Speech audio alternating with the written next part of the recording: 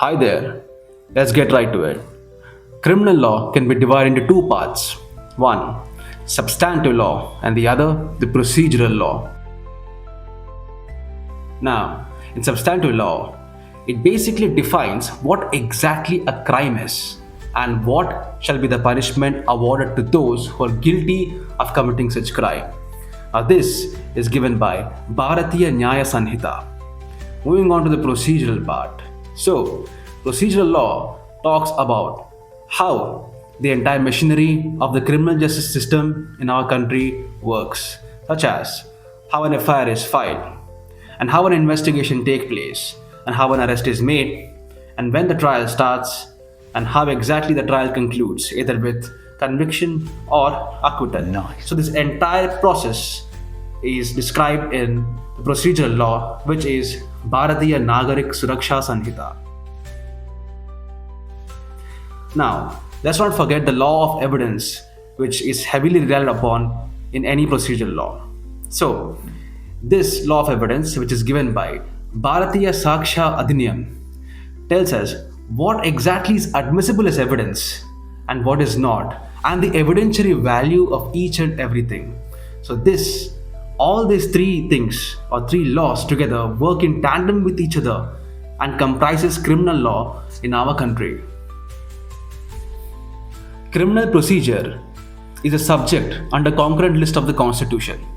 So, the states are competent to enact their very own special laws. In that cases, the Sanhitas do not affect those special laws.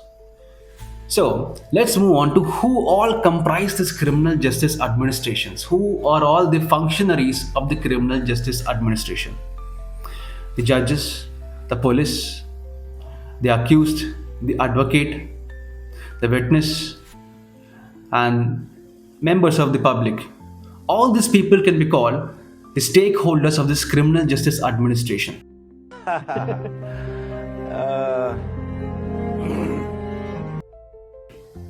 Before we move further, when I mention advocate in criminal law, there are two kinds.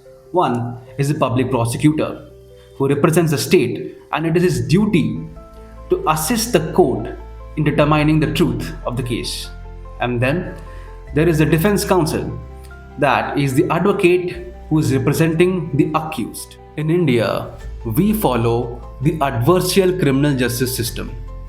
So, in this system, two opposing parties, that is the prosecution and defense, contest with each other and then present their case to a neutral third party, that is the judge, who acts like an umpire to decide the outcome. So, in India, the criminal justice system can be broadly divided into four organs, that is, the investigation agency, that is the police, then the judiciary, that is the judge, then the prosecution, and then finally the prison and correctional services. So, if these organs work together in harmonization, then an effective criminal justice system can be administered. The soul of our criminal justice system in India is that let 100 guilty go scot free, but let not one innocent man be condemned unless specifically expressed.